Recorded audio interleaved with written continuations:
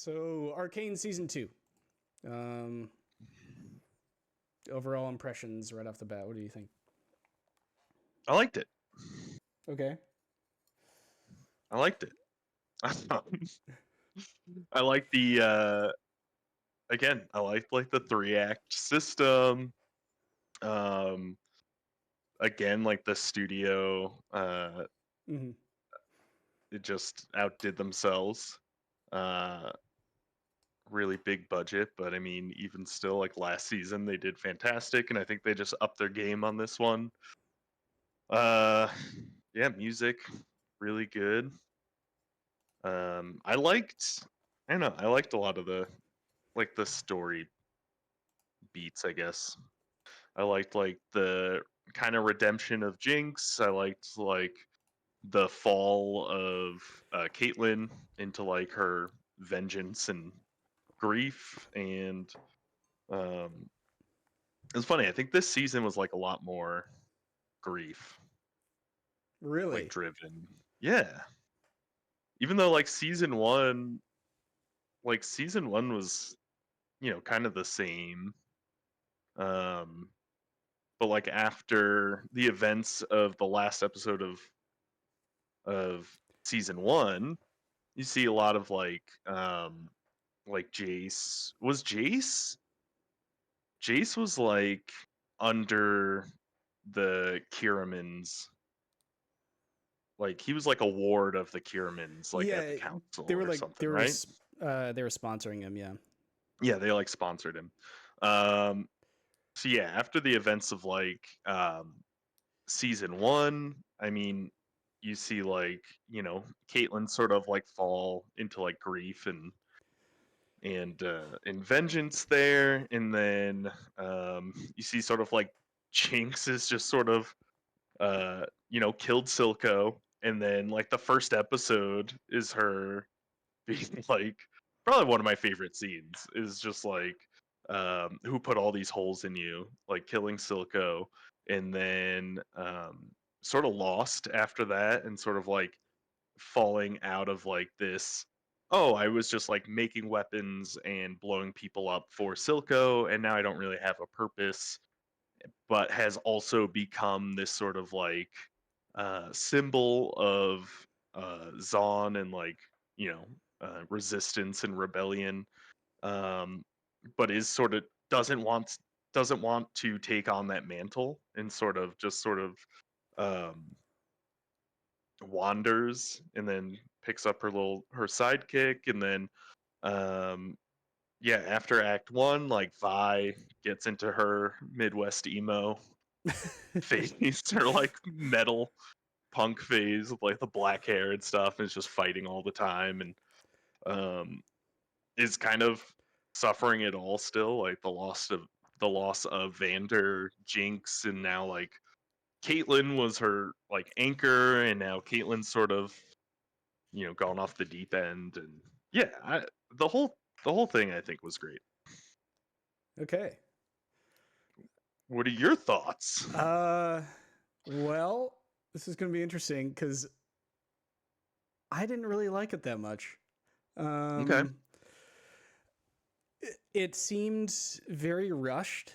And also, it felt like there was a lot of filler that was completely unnecessary, which is a shame because the pacing in the first season is great. There was like nothing that was wasted. There were no wasted scenes. Um, the A lot of the motivations of the characters don't really make sense to me. So one of the big ones is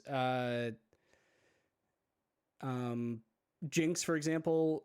They start a plot line that you mentioned where it's like, oh, she's so. Let me start this off by saying I think Savika is kind of a interesting premise for a character because like her overall motivation is to, I guess, serve somebody. She wants to be somebody's like number one kind of person. Yeah. So she's always looking for that person to take up that role with, and she's finally decided that like Jinx could actually make a difference, and that is all of Hmm. what Act One is basically. and that's fine. It just felt a little rushed. And then when we get into Act Two, I felt like the stuff with Vander Wolfman, um, Hmm.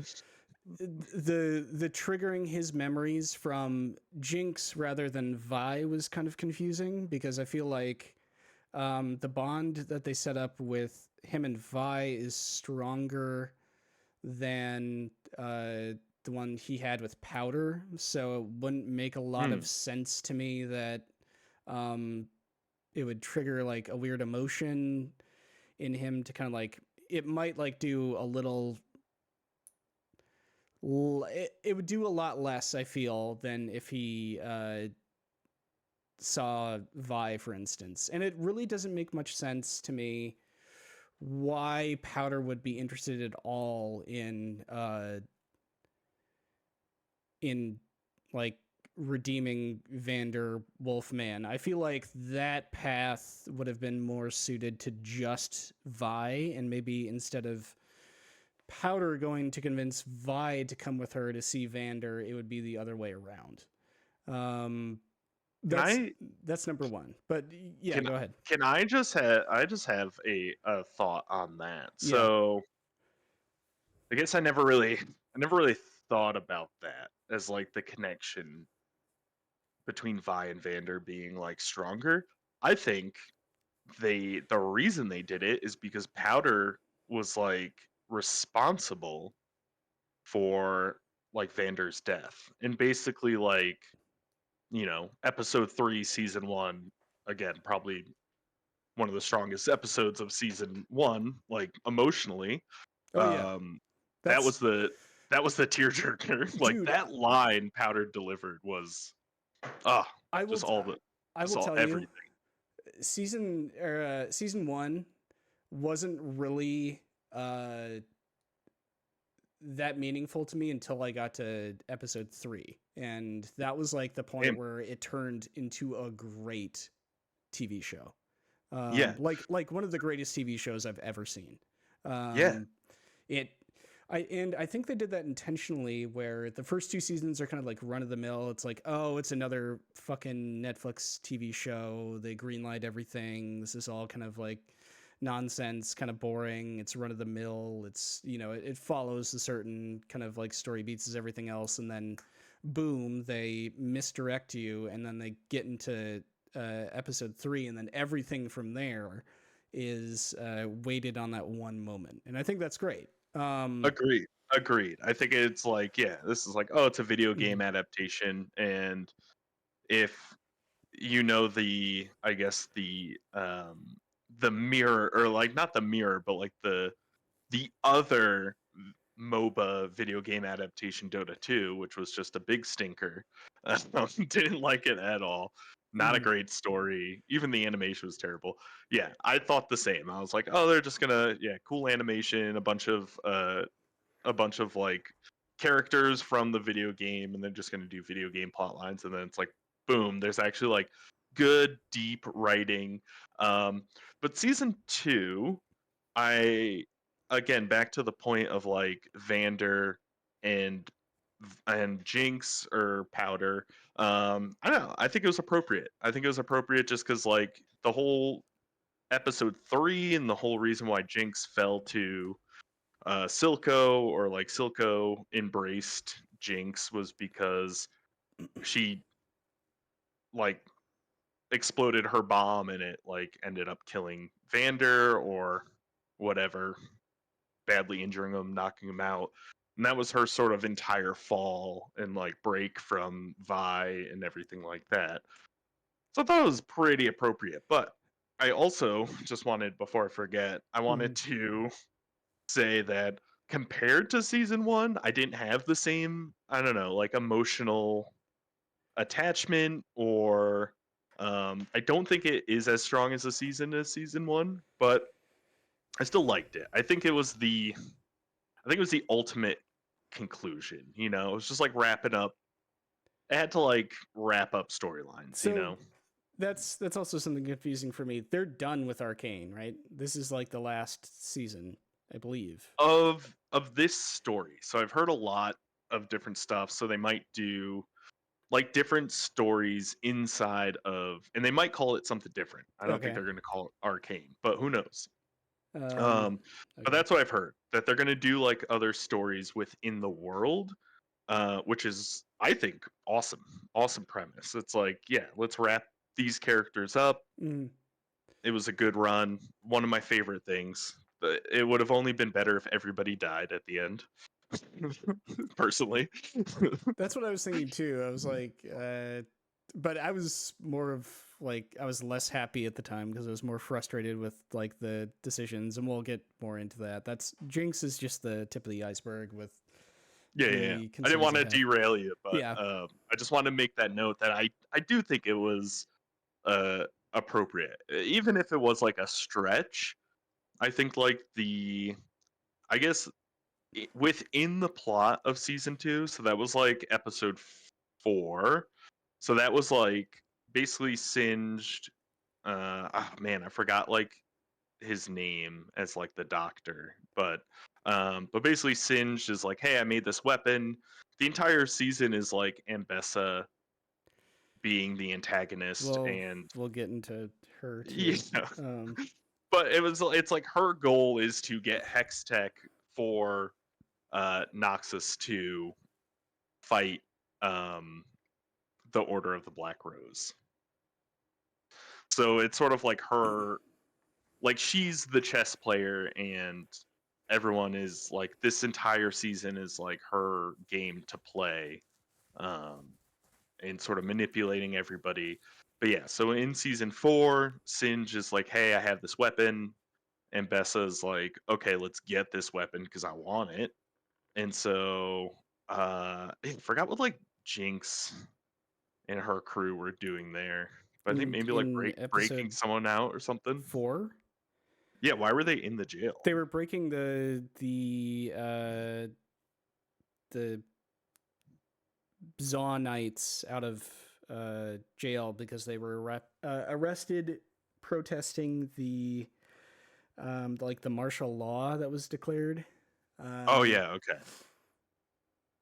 and then they were all arrested because I think a lot of them like would not give up Jinx. I think that was a part of it too, if I remember correctly. Right. And Mini Jinx went and like did like a weird distraction with like the paint fireworks or something like that. Yeah. Yep. Like at like there was like a crossing point where everyone was being like searched and stuff, and like Yeah. They were. the whole fascist papers and let Yeah, me see your papers. yeah. Um, so okay, maybe I put myself into like a weird expectation kind of thing because I did. Usually I don't do this, but I did watch like 2 trailers, and from what I could gather from those trailers, I thought 2 things were going to happen. Um, that 2 very key people were going to die at the beginning of the season, and that a reaction was going to happen because of that. And they partially did that.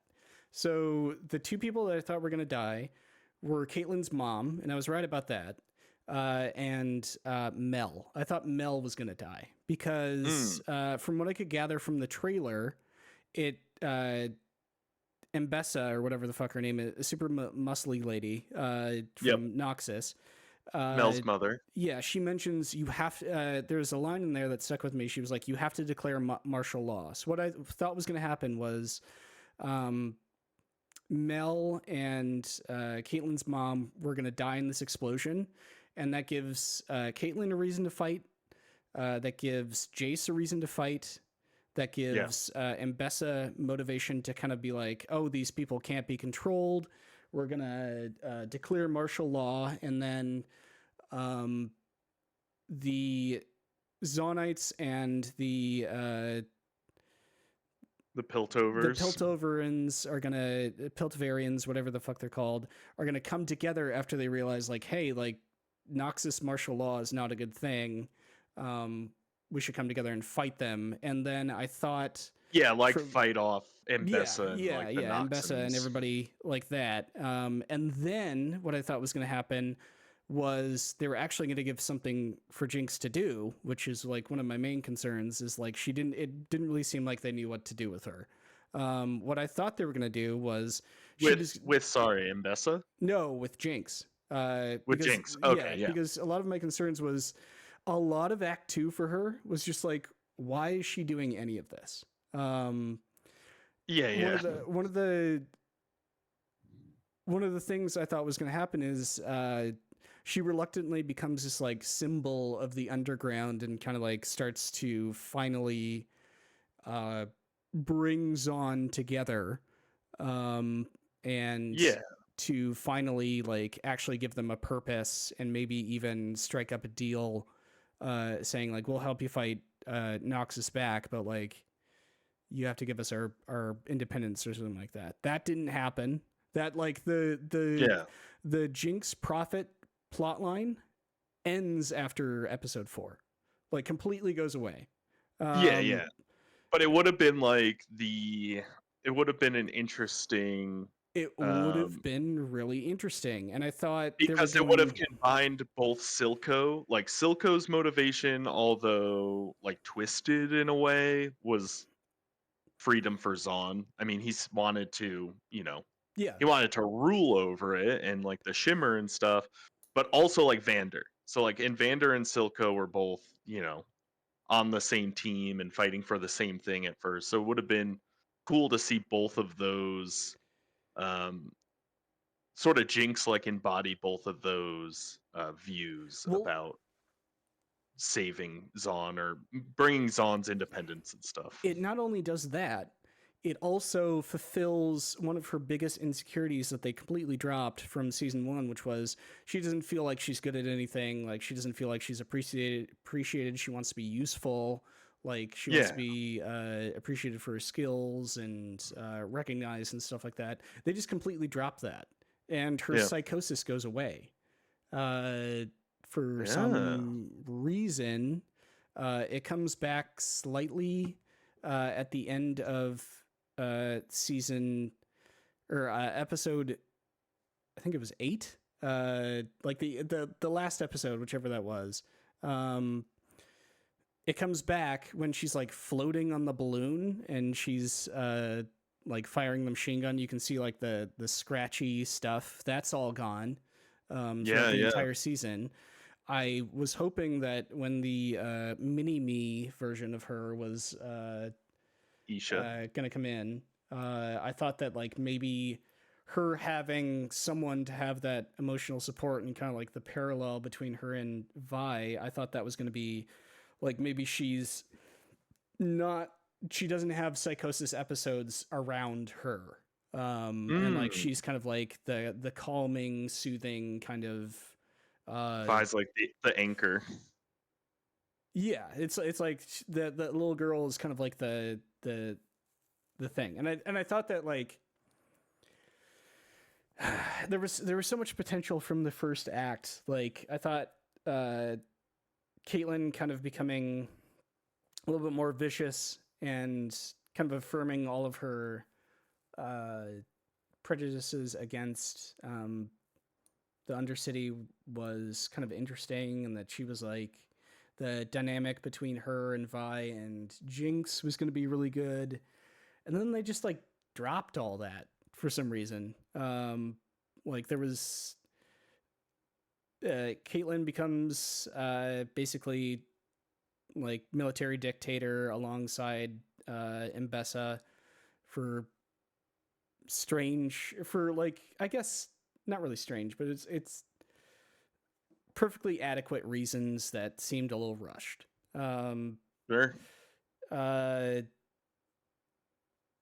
Vi gives up and becomes emo boxer girl. Yeah. Vi And almost Vi almost gets like a little psychosis. She's like, she almost but does, yeah. But probably more so like the drinking and yeah, fighting and stuff. But they you kind of see when she's like in a club, she keeps seeing like Caitlyn's face and She That like punches some random dude. there are still some sequences that I thought were really good. Like that sequence I thought was really good.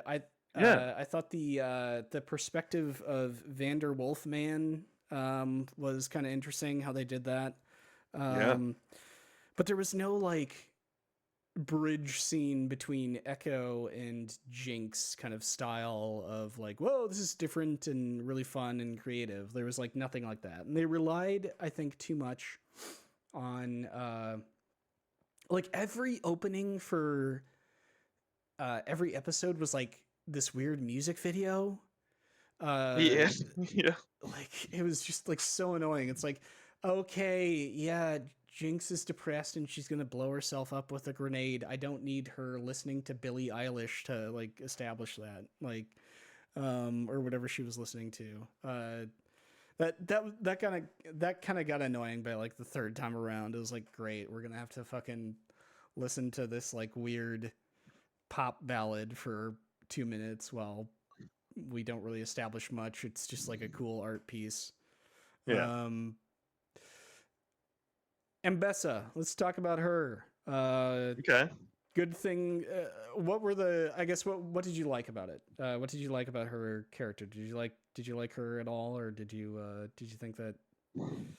I I do. I Okay. think I think from season 1 and season 2 she sticks to her like her ambitions and goals. I don't think they like in the talks of like betraying character um I guess in betraying like what characters are doing or their motivations or forgetting motivations or making weird turns for motivations.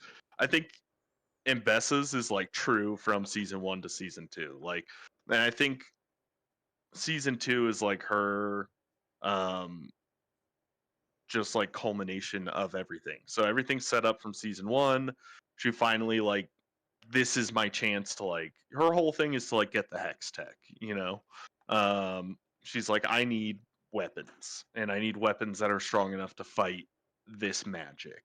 So I think her motivation is always been that and continues to be that. And I think she I think she does care about like her kids. I think she cares about Mel. I think she cares a lot more about her son that was lost. Um, but I think in a weird, like messed up way, she does care about Mel a little bit. But I mean, definitely just self-serving um, and selfish, and just really like wants to Noxus to have powerful weapons and fight their war on whatever their continent and stuff. So, um, yeah, I don't know. Thought she was great. I thought they wrote it well. How she used Caitlyn. I mean, it was kind of like everything was sort of lined up for her. So it's like, oh, Caitlyn's mom is dead, and now I get to, like take her under my wing and like feed that fire of like revenge and hatred and stuff, and use that to my advantage. Um, and really the martial law is just to pit the two sides against each other and you know cause a distraction so that she can get her weapon, which was Warwick and Hextech, and then trying to get like trying to get this hex core technology and stuff when she gets a doctor. And yeah. Yeah, I think I would agree with you that she's like probably the most consistent between the seasons. Yeah. Her motivation. The my problem is that like the order of the Stinky Rose or whatever they are comes out of nowhere. Like because again they needed Mel to do something because I believe honestly it would have been better if she just died at the beginning of the season. Like her whole arc is just confusing to me.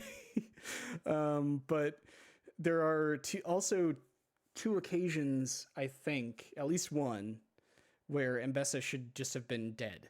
And the big one that I can point out is when Vander Wolfman is storming the prison, and you see a shot of him coming out of like the lift, and she's like preparing her sword thing, Hmm. and you're like, oh, this is not going to be good. And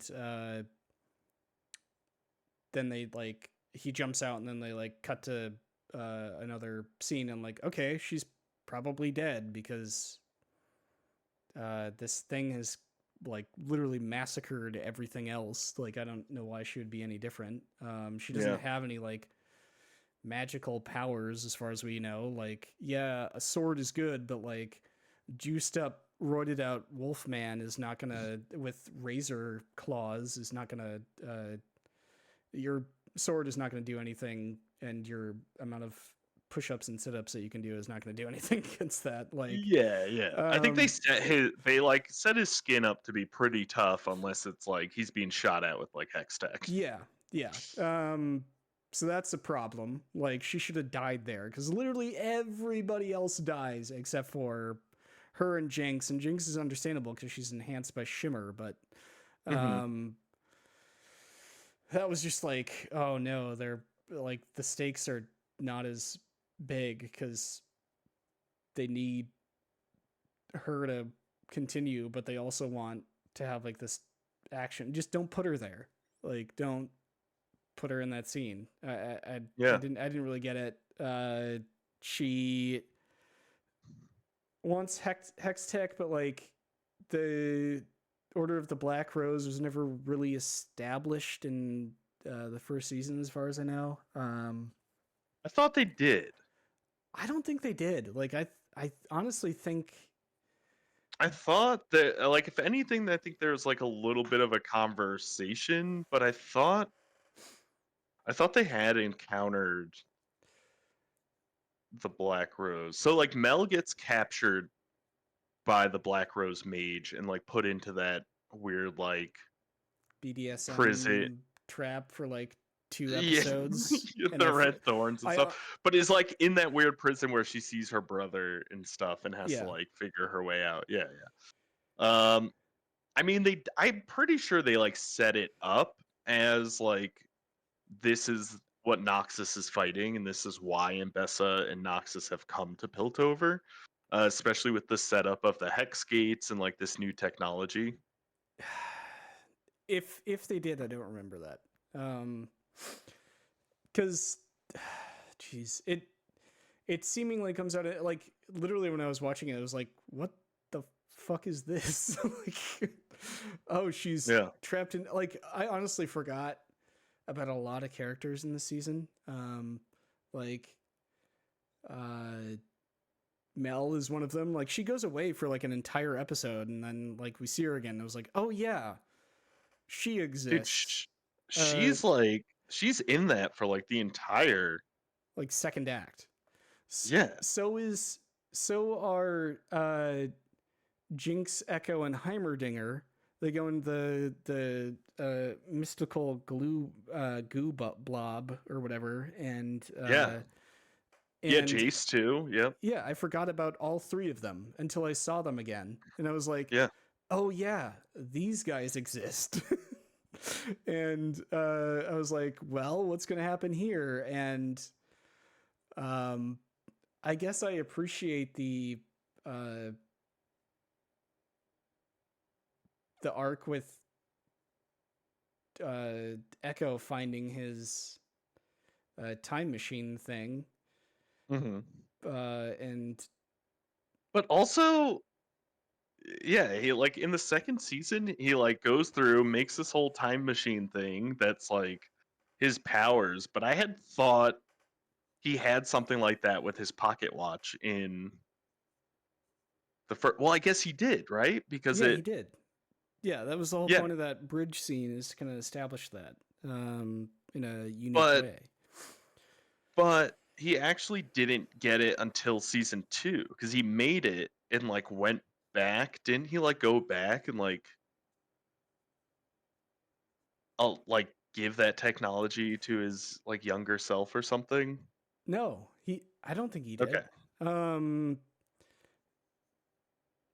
Also, it's just like, why did they go in there again? What were they looking for? Like, what was the reason that they all went into the goo blob? Do So you remember the corruption was like, so Echo and Heimdinger, they were in like where Echo and like the Fireflies, like their tree and like their little paradise, that? Mm-hmm. and they noticed that the leaves started getting corruption on it. So um they yeah, so like Heimdinger and Echo break into Jace's lab. Jace is there. They Echo and Heimdinger find out about like Victor, and they see that whole like wall of corruption, or that little like that carbonite like Han Solo Victor thing that has like the corruption and stuff in the hex core. So they're just like investigating that, and like how can we get this corruption to stop, and like, you know, we don't want it to destroy this little paradise we have, and like other stuff, you know, just sort of this hex core Okay. corruption, which Jace is like trying to figure out for Victor as well, I guess. So yeah, I'm pretty sure loosely that's why they went in there. Yeah. um, I guess seeing that alternate universe where uh, Powder grows up, but Vi is dead. Uh, it's kind Yeah. of interesting. I feel like it's weird, but like it felt like an episode of Buffy the Vampire Slayer to me a little bit. Okay. Uh, there's like a couple of episodes in Buffy the Vampire Slayer that kind of like does that sort of a thing. I don't know why that it's a weird like reference, but I don't know if that was intentional or not. But that was interesting, and Heimerdinger just like being zapped out of existence, I feel like was just a way to get him out of the way. Uh, Yeah, but he was like kind of stuck in that past too, right? yeah, but Or they that alternate like future, I they guess. both had a way out.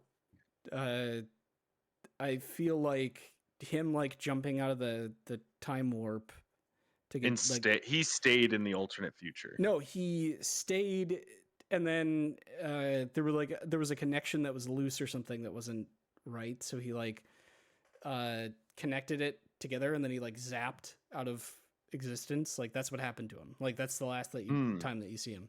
Okay. I feel like that was just like the writers being like, "Oh shit, we don't know what to do with this character. Yeah. He's gonna dissolve into nothing." It's like, okay, great. And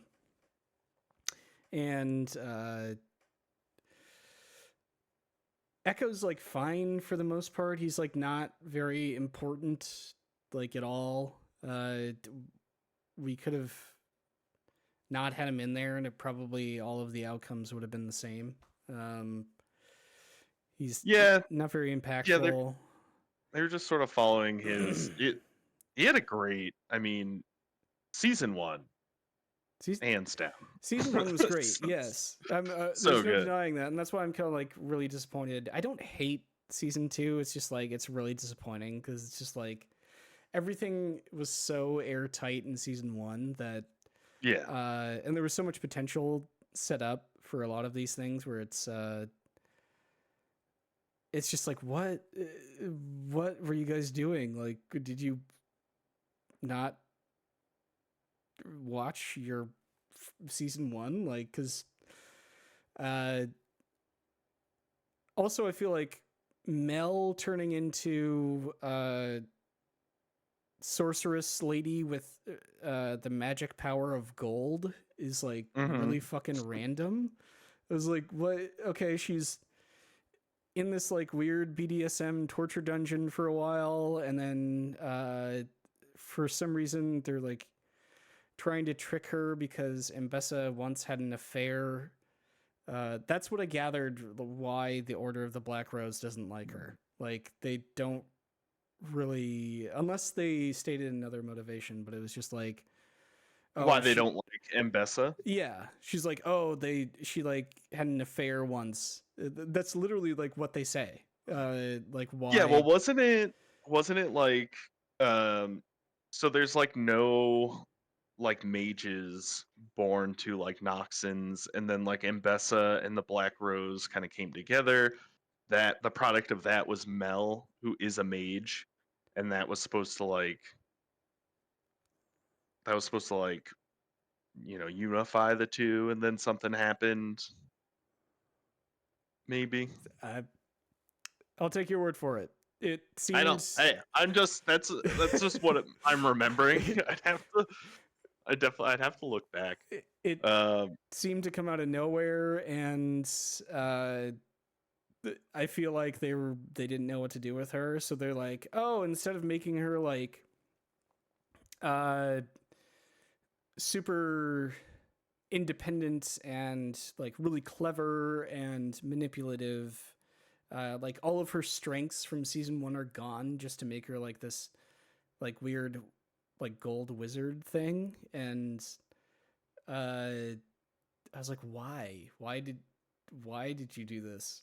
It doesn't make any sense. They had to explain. I think they wrote episode 1 season 2, and they're like, yeah, Mel is alive, and it's like, wait, why is she alive? yeah. Shit, What do we do with her? Yeah. she was the closest to the window. Yeah.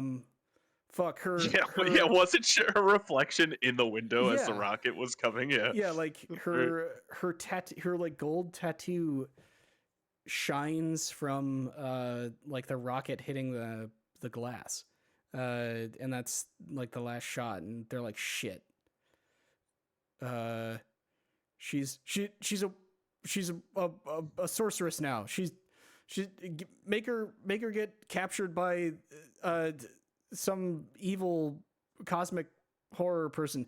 We'll call it the Order of the Black Rose. Yeah, Black Rose. Let's go with that. And then like Well, they just I like put her think away for like 3 episodes, and then they make her realize her potential for some fucking reason. I think like the Black Rose is something that's set up in League of Legends. So this is all like I yeah. understand that a lot of So this it wasn't is like lore. yeah, I but understand that like this is not random, but as somebody yeah, who's just watching the show as an outsider, a lot of this is random to the casual viewer, because you're like, where the fuck is this like Order of the Black Rose? Like, what is this? Like they've never yeah, mentioned it agreed. before. They've never. Now all of a sudden, like what is the extent? Is it just this like one entity that's talking to them? Like, why do they hate Noxus? Is it just because they're like totalitarian and they conquer a lot of things? Like, oh no, it was an affair gone wrong or something like that. It's like, alrighty, seems kind of silly, but I've heard stranger things in real life, so I don't know. Okay, real quick. This might not be in the show, but I thought there was something in like in season 1. And Mhm. it was definitely like when Mbessa like showed up and like was talking to Mel and stuff and all about her son and stuff. But the lore I'm reading on the wiki right now is Mhm. the Black Rose is a secretive cabal led by the Noxian aristocracy. Um, they partially conceal their identities even from each other. They trust no one. So they're within Noxian like society already. So Mbessa wants to take her revenge on the organization for killing her son. Um, so her whole thing is like, hey, they killed my son, and now I want to kill them. Yeah, but But what's their motivation then? their motivation is to kill Mbessa. Why? Because she's trying to go against a secretive organization, I guess. I Yeah, guess. but But I do agree. From like the outside in, it's like, okay, when you think about like writing something and it's like, okay, I do have like all of these pieces. So it's like I've got Piltover and I've got Zaun and I've got Noxus, and it's like I've got this Order of the Black Rose. And then it's like it does seem kind of out of nowhere. It's like, why even have the Black Rose in there? I You know, agree. Yeah. it's like focus. I get like also this could be.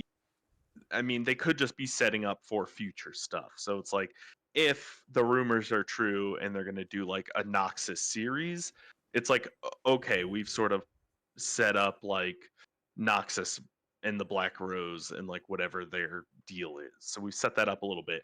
It does feel shoehorned in there, but it is kind of like when you're say you're like looking at a plot web and like the writers are trying to set up like this plot web and it's like okay, we have all these pieces, let's try to fit these pieces in. So it's like if you didn't know that the Black Rose was already established in lore, it does seem shoehorned in.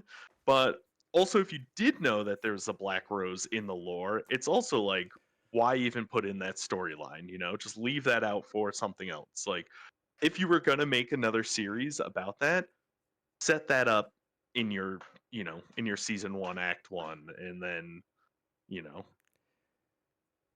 Yeah. have the climax and the conflict like within its own thing. Yeah, I don't know. It I think I agree with you. I agree. it was it seemed like a whole lot of filler for that kind of storyline. It just like did not make any sense to me. Uh I was very confused. And that just kind of made me like not really like Mel as a character anymore because it's like a lot of these characters become like some like shallow affect kind of ethereal beat. Like Victor becomes like Jesus basically for some reason. Yeah, yeah. Uh and like I understand that they're trying to play on like the oh he wants to help people and he'll go to any means to do so, even if that means hurting people. Um, you Well, know, I think he yeah, I think he has a more I think his story is one of the more interesting ones. I think him and Jace, um, because the hex core like was kind of his entire like, oh, this is great. This is going to change the world for good. And then it kills Sky. And then Jace was like, I didn't destroy the hex core and I used it to save your life because you died. And he was like, it killed Sky. Like it's not a good thing, but all of a sudden I'm like one in the same with it. And so now he's like, I need to like cleanse. Like the only way out of this is like to cleanse everything. And then he's like in his like hex core like world mind where he's like omniscient and like sees everything. He's got Sky there. So I don't know. I think that is like I think that is a really I like that storyline. I think it's good. But I I do agree that everybody is sort of like in this everybody's sort of like in this sort of state of like uh just like gloominess and like nothing really well, matters it's kind just of like thing. oh like we are non-emotional beings now. We are of a higher plane kind of thing, especially with like Mel, Jace, and Victor. It's just like we've surpassed the human form, or it makes sense for Victor because I did look up like his character background in the game versus the show, Mm-hmm. which I didn't know anything about, and I guess he's like a robot guy in the game. Mm-hmm. So I was like, okay, you could like. Yeah, and they were doing that very well in season 1 where it's like his ambition and his drive to make the world a better place and like surpass the flaws of being human Yeah. drives him to become like a robot basically. Yeah, Um yeah. The machine herald in the yeah, game, yeah. yeah, exactly. And But I it's also like like not only his ambition but like his like scientific knowledge, but also the fact that, you know, he had uh like some sort of disease, right? Or like he was affected by like Zon, like the poor conditions of Zon Yep. and like the pollution and stuff, and then he had like he needed like the cane to walk, and yeah. Yep. And he gets influenced by Dr. Scaryface. Yep, Singed, I think his Singe. name is. Yep. By like, Singed is basically, at least in season 1, he's the example of like science without morals, basically. But all for the like even his experiment on Vander and like the wolves was all because like his daughter has like an uncurable disease Yep. that Yeah. he put into like But he's he's got like a Mr. Freeze storyline. yeah, He's got a essentially. Victor Freeze like whole storyline. Yeah. But he's like a good example of like what science can do if morality is out of the question. Like, and they even have him and Victor even have a discussion where they're like, are you willing to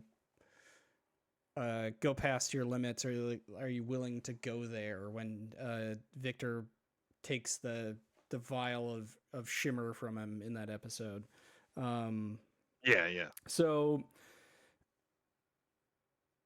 that, I mean, I also really do not like the bit about Victor being the mystery wizard. That From the beginning from the that beginning, Jace ran into, that yeah. makes no fucking sense whatsoever. Well, it got into like a whole time quangle. Okay, no, hear me out. Okay, Which is like so in Jace's flashback in season 1, right?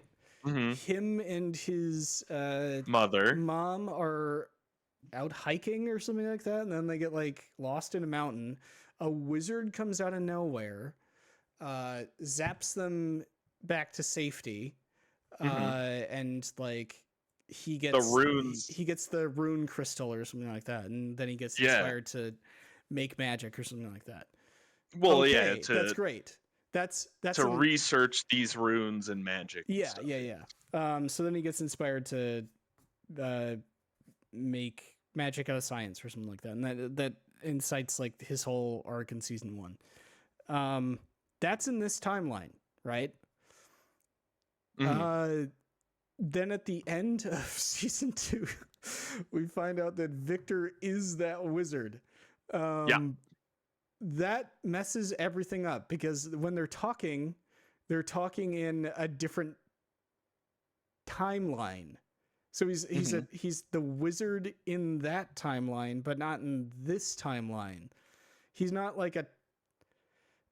So does that mean like in that flashback he zaps them to like a different dimension, like to this timeline? I'm very confused. That's a good question. I'm very confused at that. Like what is he doing? Like, why is it Victor? I don't understand. Because I guess he's just like he's not a time traveler. He's just like they don't really establish that he can like have time manipulation. Well, maybe like again, I don't want to sit here and try to piece together their plot. I mean, like I agree, but like okay, in my head when I was watching it, even though it was like half-baked time travel and alternate realities and a bunch of shit pieced together, the impression I got was that it's more so the hex core. Like the hex core is sort of like combines or like has all these alternate timelines, or you could go to the past or the future of alternate timelines, because when Jace goes into the hex core, he is flung into the future and he sees himself and because he like the hammer's there, like his hammer. Okay, I don't think he's flung into the future. I think he is flung into a different timeline, because they established before that Heimerdinger and Echo are in a 100% undeniably different timeline from the one that they are from. Correct, Uh, correct. he But there was is in, if they're following their own rules, unless it's just like completely random. Jace is in a different timeline where Victor doesn't become Robot Man, and he becomes like the all powerful, uh, like arcane wizard guy. okay, yeah. So he is in a different timeline there. So my That problem with him being the wizard from his flashback is that that, makes more sense. what do you mean? It just makes more sense because Jace is flung into an alternate timeline where, like, basically, like Victor win, or like whatever the Machine Herald, or if it's not Victor, Mm-hmm. basically wins because Piltover is just covered in corruption. Um, Whoever, like the Jace character, because there's the hammer at the top, so we know it was like somebody could have been Jace or something, like had failed, and this thing went off, and like all the corruption, took over Piltover, and this place is destroyed. But also there was when Heimerdinger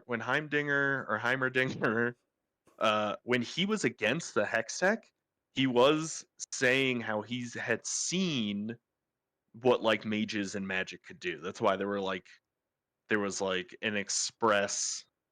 I thought in season 1 they had said there was like an express um like ban on like magic and like mages and stuff because it would like come to this like reality maybe. So I don't know. I thought it was somewhat like set up. But that doesn't. But no, I agree. I agree because they didn't stick to their they didn't stick to their own rules. Yeah. Where all of a So sudden, yeah, that means he's uh, like interdimensional instead of like, and then that means he's like a time traveler too, which like isn't necessarily established. right. Uh, it it it's so weird to me. Like, I don't know, that breaks a lot of shit, I think.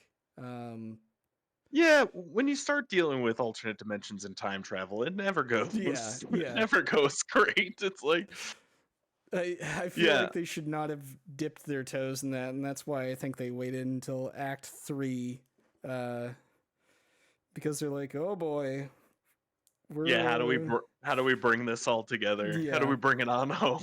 Yeah. The Yeah, I guess when I was watching it, I had thought it was like, okay, Jace is like flung into the future of like what could be, and sees that, oh, I have to stop Victor in this like corruption, or like we lose everything. And yeah, I guess it didn't really, I don't know. I am just I guess when I was first watching it, I wasn't thinking about it that much, because like when it was revealed that Victor was that mage that like gave him the rune and like saved him, I was like, oh shit. I was like, oh, that's nuts. But I guess I never really thought about it that much. It's like, yeah, that doesn't really make any sense. Yeah, I was like, it was him the whole time. we Wow. we had completely different reactions. I was like, what? Yeah, that yeah. doesn't that doesn't make any sense. Like, why? Huh? Like, how? Yeah. So he, and then they yeah, they, I guess they zap out of existence and like give each other like a little like bro hug. Yep. Um which I guess is nice. It's a nice way to end it. It could be like Kinda. like in the, I guess even back to your point, it's like Victor losing his humanity and just being like, I'm the machine herald, and this is like everyone's got to assimilate kind of thing. Which is just like the Borg. He just turned into the Borg. Uh, Yeah, basically. but but in that it was like Jace like I don't want to like kill you. Like you're my friend. I've kind of done everything like with and kind of for you towards the end here. It's like my only goal was like saving your life and making your life better. Like Jace was like on board with Victor's vision and Victor was on board with Jace's vision. They also had like a falling out and stuff like that where their paths sort of diverged. And I like when Victor was like resurrected and he says to Jace, he's like, our paths diverged, and like the only reason why we were like still together was out of like what does he say? Um Basically because they, you know, they like are friends. So essentially the only reason why they interacted was because they're friends, but their goals didn't align anymore. But I think he delivered like a really good line when him and Jace were um like fighting and arguing when Victor got like resurrected by Jace that first time. But at the end it was kind of like Jace being like, you know, you're my friend and sort of like maybe regaining his humanity or showing him his humanity again. So I don't know. Yeah.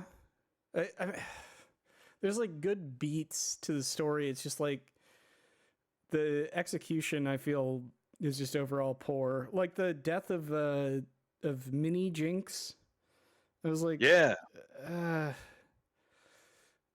all right, because you know nothing really. It doesn't really affect Jinx at all. Like it's not yeah. mentioned again. It's If it was her, if it was like Isha's sacrifice that sort of like changed Jinx's like whole motivation and perspective, and she's like, okay, now I'm gonna do it for like Isha. Like I'm gonna become that symbol of like resistance or revolution because Isha, like I see Isha's sacrifice. Actually, I just watched that scene, and it reminded me of like Jinx seeing herself, like seeing powder in Isha, and then sort of Isha doing what like powder didn't do, you know? Maybe something she wanted to do, but it just didn't happen because, you know, like powder was just sort of as powder, every good thing she tried to do ended up having bad consequences. And this was more like, oh, this is like Isha like protecting Jinx and sort of doing what Powder never did, like sacrificing herself. Everything went right. Like even though she did, you know, kill Warwick in a way, and but kind of saved Jinx and the people that Jinx cared about or was with. And I think that would have been more impactful maybe early on and causing Jinx. But that did sort of, I think that still had an effect on Jinx, but maybe not like an impactful one to the story. It was like too late in the story. Um, where Jinx was already sort of like on this path, at least trying to help Warwick. But then after that, she was like, okay, I'm actually going to take it to and help out like Zaun and Piltover by taking out the Noxians. So I think it had an impact, but it just wasn't as impactful. It wasn't as impactful for me. It wasn't like the powder blowing everyone up and then like, you know, losing it. yeah, because I mean, like you could have done, and I feel like they were afraid to make it darker in a way, Hmm. because they have the martial law, and they have the Caitlyn becoming like kind of like the military dictator, and they have like all of these beats, but they never dive full into it. Like, if you wanted to have something that was like actually impactful and goes along that theme, maybe Mbessa decides to kill uh mini me Jinx, whatever her name is. What's her name? Isha. Isha. Maybe she does that to try to get to Jinx, and then that brings back her psychosis, and then she like goes like unhinged, and then you might have a plot line with Vi where she's still like she can't give up her failure. That's another thing that I was kind of like confused by, because like Vi doesn't really have much to do. Like her motivations are kind of non-existent. Like she's just kind of like going with a lot of other people's decisions. Like she's like the only one decision that she makes on her own is like her and Caitlyn separating for that little bit. That's like, and that is not really like necessarily her decision because she doesn't want it to happen. She's just like she can't accept that Caitlyn has changed because of the death of her mother. Yeah. So I feel like that's kind of wasted potential because you could still have that dynamic that they had in the first season with Jinx and Vi. But they didn't. Instead, they have Jinx like her psychosis is just magically gone. She, instead of going with the theme of her choosing the Jinx kind of like personality, she's all of a sudden rejecting that. She gets a little kid to look after. The kid dies. She basically goes, zoink scoobs. How did we get into this situation? She, I guess, like does a noble thing and like turning herself in or whatever. She saves Vi at the end, but even that was just like that felt kind of That did cheap. kind of mirror what Isha did, because it was also involving Warwick, and it was kind of like, oh, this is like what I need to do. So like in the case of like Isha and um like Jinx taking Isha under her wing, it was sort of like Isha looked up to Jinx, but I think in the end, like Jinx learned more from Isha than like Isha got from Jinx, kind of thing. Like Isha's probably just looking for like protection and companionship and sort of like looked up to this older sister figure. But I think at the end where basically Jinx does the same exact thing Isha did on her sacrifice, but does it for Vi, kind of thing. So that's just kind of what I got from that. But yeah. Yeah, I got the same stuff. It's just like I don't know. I think it was kind of like very sloppily set up. Yeah. There's just there, and Caitlyn's flip to being Lady Hitler and then flip back from being Lady Hitler because Vi says, "Hey man, you're not looking so good. You're being a big meanie head." And she's like, "Oh yeah, Oh let shit. me." Yeah, I am being a big meanie head. Let me change the hatred that I have for your sister. Cause she killed my mom. Like she's all of a sudden just like, you got a point. And Yeah.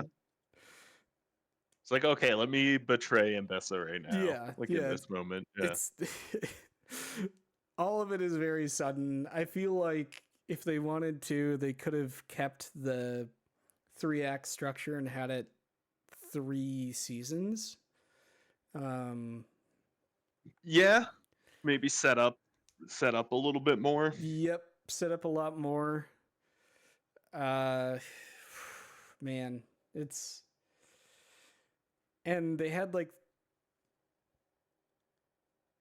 I don't know, and then like Vi's muscle dude friend, like the guy with the weird beard, like Oh yeah, he just who like all of a he's got like sudden dies, and I'm just the like, mutton chops. yeah, I'm like, okay, I guess that happened. Yeah, I was gonna mention that earlier. Is like I can't tell what he is. Was he like a badged like guard, and he was just drunk, like passed out, and then Vi just like meets him in a planter, and then they become best friends. They're yeah, like hanging out.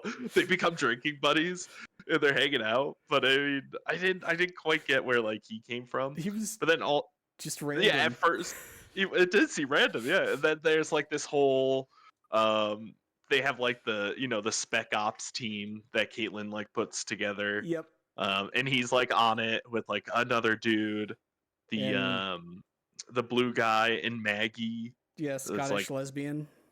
yep, yeah, Caitlyn is like Caitlyn's like hate hookup, her like Yeah, revenge against Vi her like hookup. yeah, Who her who revenge. ends up betraying her also. Yeah.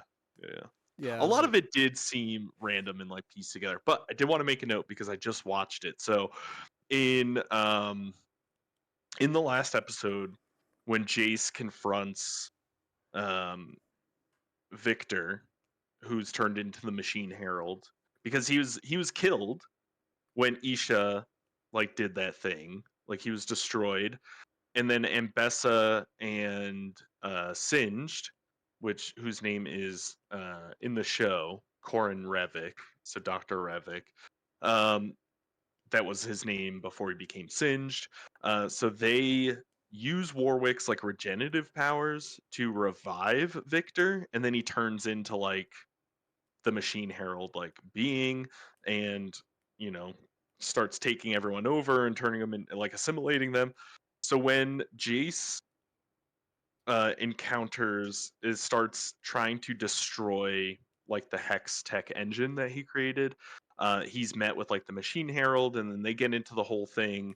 And when he sees Victor as like that cloaked like hooded mage, so it turns out that the I guess the key point there, whether it was good or not, was that Victor as that mage actually gave like it seems like almost every instance of the timeline. So I think like on branching timelines, because there's a scene where Victor as the mage encounters a young Jace, and he drops a rune, and Jace is like, "Why'd you give me this?" And he was like, in every instance, and it shows like him dropping different runes, and there's all a bunch of different runes. So he like has done that for what can only be like maybe an infinite number of timelines to like try to change the future, it seems like. Because he said in like every instance, like the only thing that happens is like just solitude. It's like an endless dreamscape of nothing.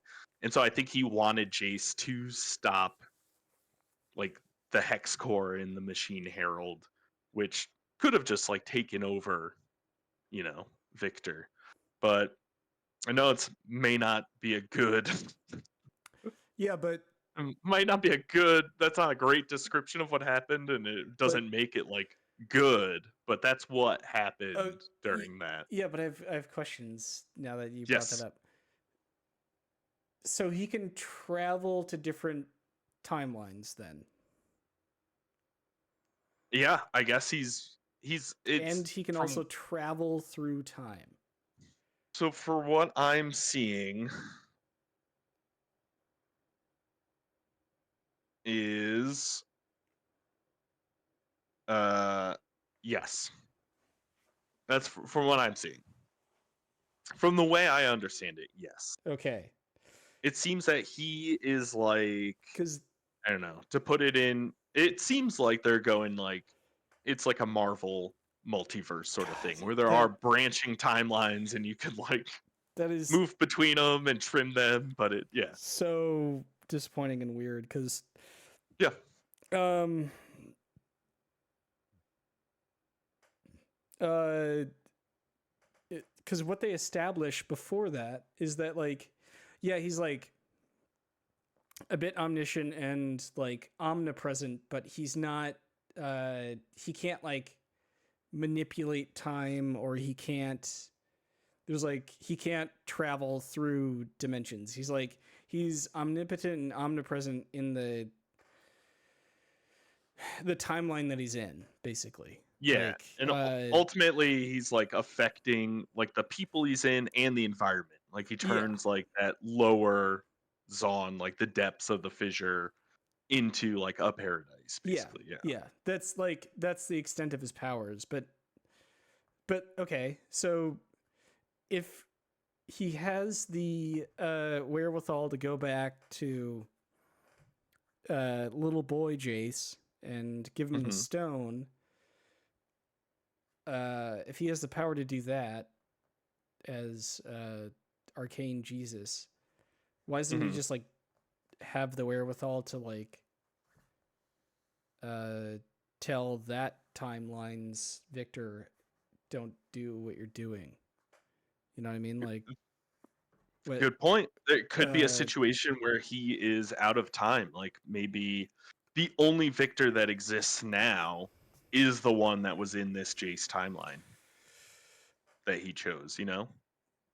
But they don't mention that. This is again, I don't want to keep filling in their plot holes, you know? See, Like, this is the problem when you do this shit. it is. But Uh, when you think about it though, it's like, listen, if we could sit here and be like, okay, this would make it better, and then fill in the plot holes with exposition. It's like, oh, okay, this happens because of this. To actually put that into the story might be boring as hell, though. It's like, imagine if we got like all this exposition, like, you know, but personally, that's I also like, like that's like saying, hey, we shouldn't have the political intrigue like they did in season one because that could be boring as hell.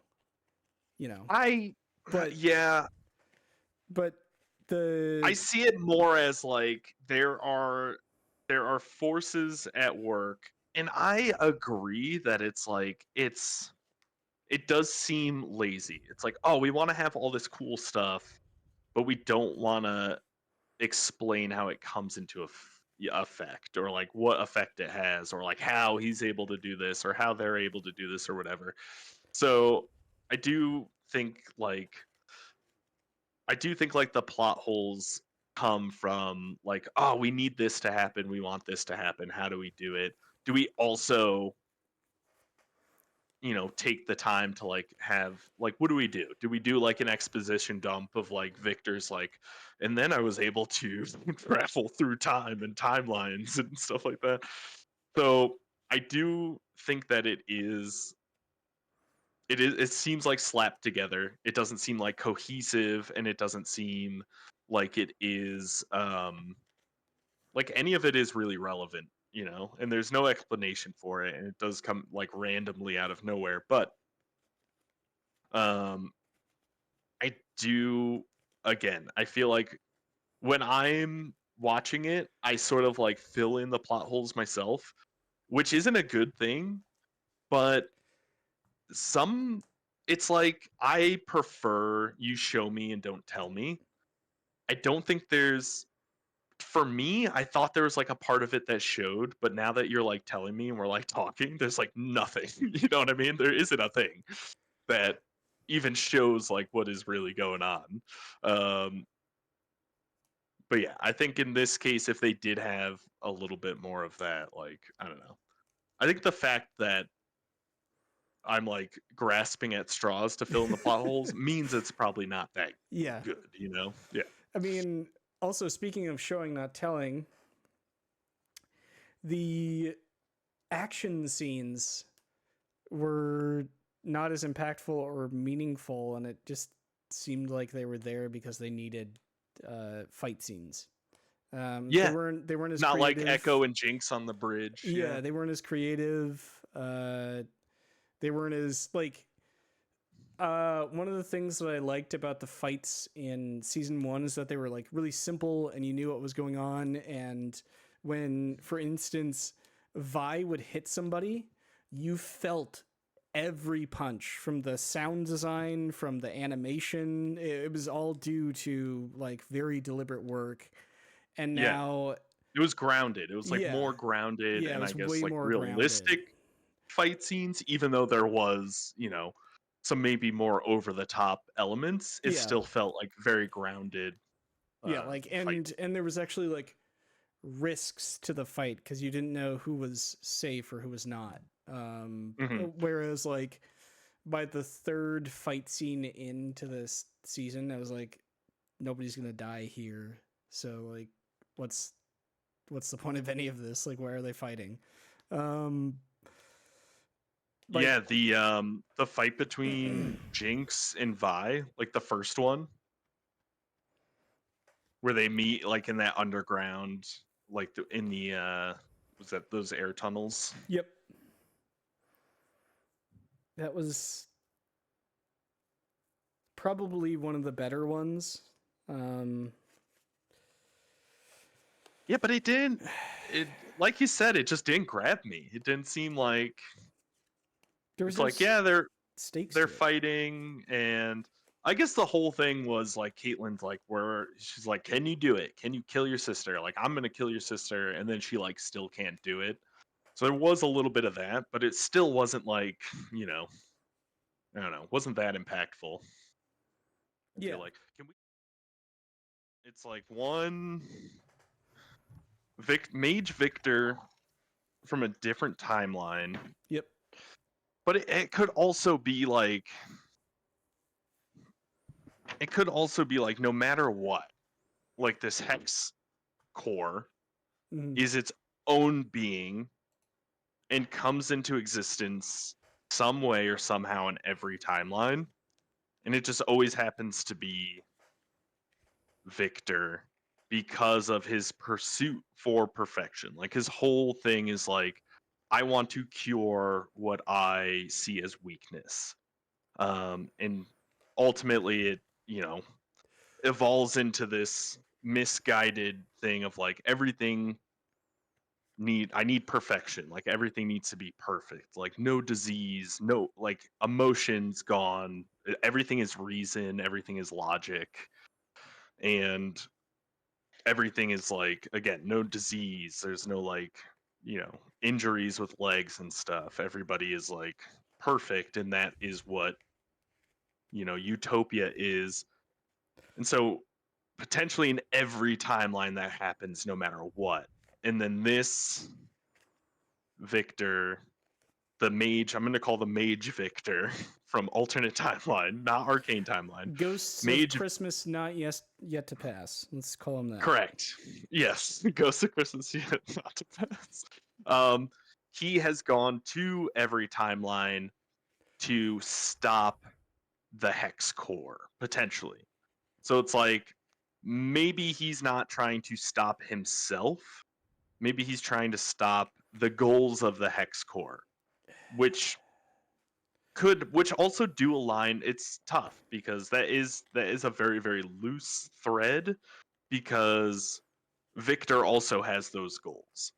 So that kind of falls apart there. But the way I understood it is that this is a Victor from a different timeline. He's done this and come to Jace every single time because of what happened in his future.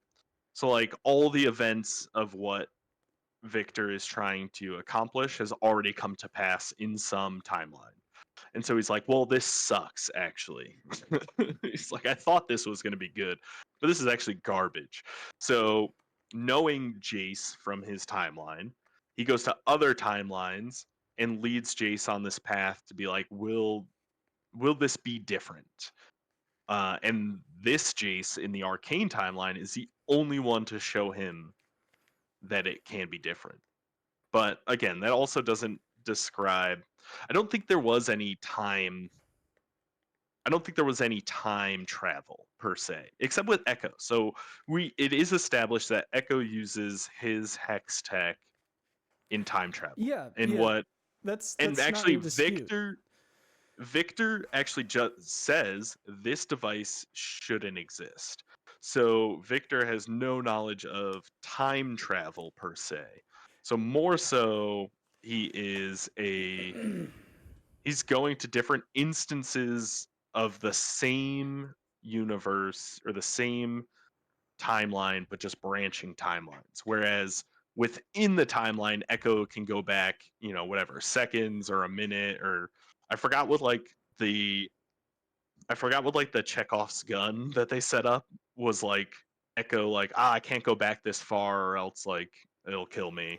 And he does that kind of at the end anyway. I think it was like 30 seconds or something like that is like how far you can go back, or might Yeah. be less than that. Yeah. So again, it's like It it makes some sense to me, but it is still rough, and it also makes not a lot of sense. Yeah, I feel like it's also just like something that they didn't really think about in season 1, because if you wanted to establish it, you could have had Ghost of Christmas Not Yet to come to pass, Victor show up more times than just when he was a kid. Um, Yeah, yeah, but they also could have done without it, and it just been just fine. Like if they wanted, like I think the main focus is like Victor's ambition and like kind of achieving it, and it's like achieving assimilation and perfection at the cost of like individuality and imperfections and humanity, right? Everything like Jay said that makes humans humans and makes Victor him. So like they could have just stuck with that storyline and had Jace, you know, Echo and Jace like fight, and then they have that interaction without all of that like past stuff. You know what I mean? Like if they took out the scene where Victor was the mage, and it's just like maybe in that vision where Jace sees Victor as the mage, if he just sees like Victor and it's like even if it's just like not him, but it's like an interaction between just a like even just a vision of Victor and Jace, and it's like let's figure this out, and it gives Jace that sort of like more of that resolve, even though he always had that resolve to like save Victor, and then they had that exchange, it would have been just fine without all the different timelines and stuff like that. But I think they, thinking about it, it's like they kind of set up, and again, it all feels sort of rushed and like put together because it's like, okay, in what? In Act 2 you set up that the hex in Act 2 of season 2 you set up that the hex core gives you access, or in some way you can access alternate timelines with the hex core. And then they, for the payoff of the last episode, what is that, like 3 or 4 episodes later, they like pay it off. It does seem like, yeah, it is rushed and sort of all slapped together. Like there could have been more, if they wanted to, there could have been more set up in season 1, but it's like season 1 was so perfect without any of this stuff. You know what I mean? It's just like, oh, yeah, how do we take this to 11 and resolve it? But it's like in season 2, you're not really resolving anything. You're just doing like a different story with different plot lines you set up, yeah, because I feel like uh, the writers of Arcane like went to a bunch of people and they were like, "Hey, what would be cool?" And then somebody said, "What if Mel was like this weird like sorceress with the power of gold?" Well, Yeah. Mel, and then they're like, "Well, that doesn't make any sense." But and then the person's like, "But it would be cool," and they're like, "Okay, you got a point," and then they just go with Yeah. it. It reminds me of that Key and Peele skit where they're trying to do Gremlins 2, and they bring in someone from the studio, and they're like, "What would be cool in Gremlins 2?" They're like, "Oh, maybe like a nerdy gremlin with he's got like glasses and a lab coat." And like the producer, the guy from the studio is like, "I love it. It's in the movie." And they're like, "What?"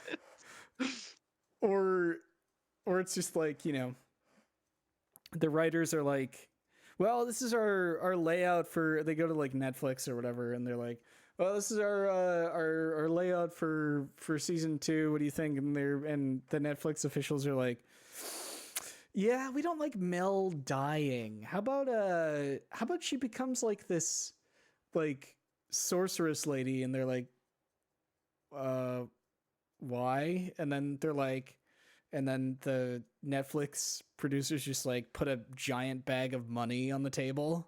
They're like, that's why. And then they're like, That's why. okay, yeah. And then the Netflix producers are like, what if Vander comes back as a wolf? And they're like, we weren't really planning on that. Like, bringing people Yeah, back yeah. to life is always like kind of weird. And they're like, well, what about this? And then like another bag of money. Yeah, yeah.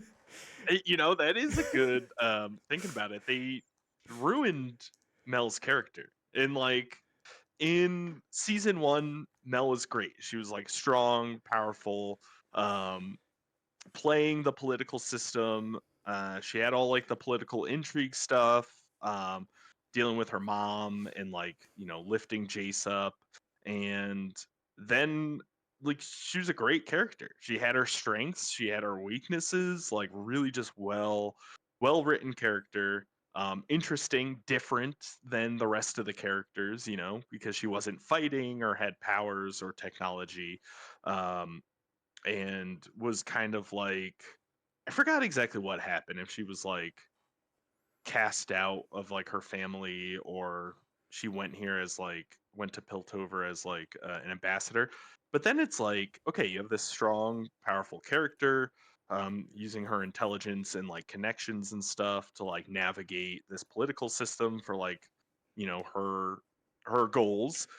And then it's like, well, let's give her powers that are genetic out of nowhere and make her also have magic and be like, you know, a mage of gold. So it's like it really destroys, it really ruins the character, because Yeah, now it's like, oh, all that's gone. There's no politics to be had. There's no, you know, using her mind. It's like she was born with these powers and she unlocks them, and now she's like really powerful and she knows how to use them. But oh, wasn't it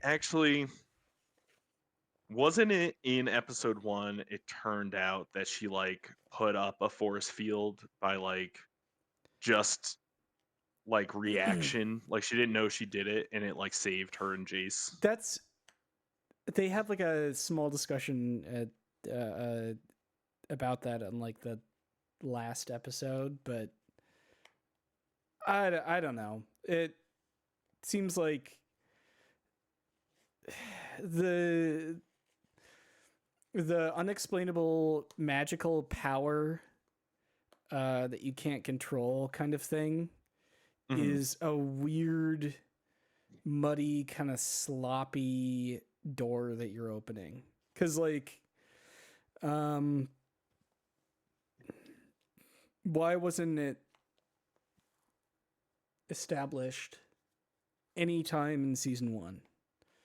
You know, Yeah, but yeah, why just randomly, why just give it to her character like all of a sudden too? I honestly, What does that do for the character? it does nothing, and I think they could have like, and this is like probably the most realistic part, is they probably heard certain criticisms from season 1, and they were like, they probably heard a popular consensus of the political stuff is boring.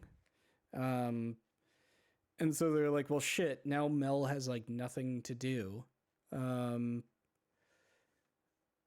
so let's just give her this other thing to do. Like, let's make her into a gold mage for Yeah. no reason whatsoever. Because I don't it kind of, it kind of also You know, go ahead, sorry. I was just gonna say maybe they were like stuck because I'm watching this first episode too. Because if Mel died, you also have the added complication of Jace, and they were like in a romantic thing. So then Yeah, that gives him I motivation to fight though. but I think that's kind of a dumb trope too. It's like, oh, okay, he loses, like Mel dies, and then that becomes Jace's motivation. His girlfriend dies, and then like I think you take away from Mel's character. Also, I think either way, I don't know. I think either It way, Mel is so sort of like dealt a tough card. I think that would be stupid as hell, though. It's the, like, okay, now Mel was awesome, like great character in season one. Again, just well written character. Had a lot of like great stuff going on. And then you have her die, and all of a sudden, like she is the the driving force of Jace. It's like, oh, my girlfriend died, and then what? Then Jace becomes the person to like would also his motivation would be like, I want to kill Jinx because Jinx killed Mel. You know what I mean? But yes, but I also think Mel just getting like, oh, all of a sudden or like Mel's actually like the product of like her mother and like a mage, and she's had powers this whole time and they just awaken. I think that's kind of stupid too. well, So that's more kind of stupid than her dying and becoming the motivation of Jace. So here's how you could like conceivably do this off the top of my head. Is one of two things happens. Uh, Either Mel dies, and you have Jace affirming his prejudice against Zahn, yeah, and you have Amarta come in, or whatever her name is, Muscle Lady, Mel's mom. She comes in. and Bessa. Mbessa, thank you. She comes in, and she kind of takes over the role of like kind of being the soothsayer in his ear, and she says, you need to lead It's sort of like, by hey, Mel's like dead, so I get to like sort of maybe I sit on the she council in Mel's place, she's and like we'll give her like the in to power. Yeah.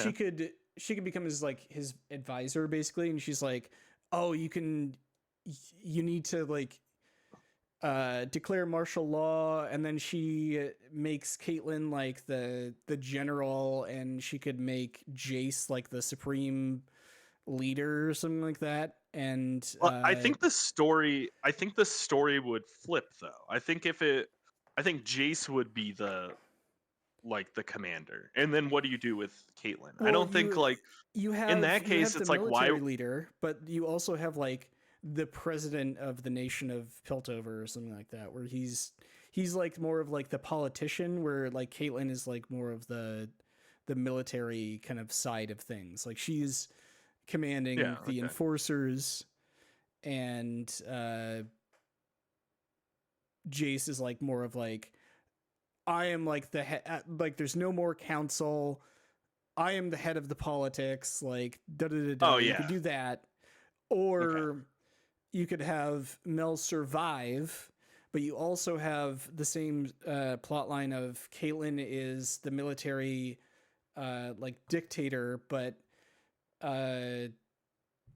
what's her face comes in, Mel's mom. Why do I not remember her fucking name? Ambessa. Mbessa comes in, and she's like, you need to declare martial law, and she has this big ceremony where Mel and Jace become like it sounds stupid, but like the emperor and empress of like they're the two head of like the political portion of Piltover. That's like two ways that you could do it that makes Yeah. relatively more sense than Mel has nothing to do. She gets trapped in a BDSM thorn dungeon, and now she's a sorceress. Like Yeah, yeah. that, I don't know. Those two examples make more sense to me because it also Jace declaring that he is like supreme leader of the politics also aligns with him becoming like head of the council and him hating bureaucracy. So Yeah. he's like, well, I'm just going to do away with this. Like, what good has it done? Like, it's gotten people killed. I am in charge now. I control the technology. I do this. Caitlyn is acting on my behalf, like Yeah. that kind of thing. That would be better than him going into the arcane bath bubble and finding out that Victor is a time traveler. Yeah. You know, Multi-dimensional being. yeah. Multi-timeline being. Even Yeah. though it's not established until that very moment at the end. I know. So I don't know. That could have been handled a little better, and they could have committed fully to the like martial law thing, that whole dynamic that where it's kind of dropped and then came back out of nowhere at the last episode where they're all fighting. Yeah, where like the Noxians are like storming the Capitol. Yeah. Yeah. Yeah, I guess it could have been. I also like so. I also backpedal just a little bit on what I said because my whole thought of like the like Mel dying and Jace it becoming motivation for Jace as a just really bad trope is more so if Mel didn't have any character background or development. So since season 1, she had a great character arc, great character building, became like a great character, well written character. I think if she died in season 2, I don't think it would be as bad. Still wouldn't be that what was it, like wife in the fridge or girlfriend in the fridge trope. Yeah. Because that would insinuate that you never learn her name.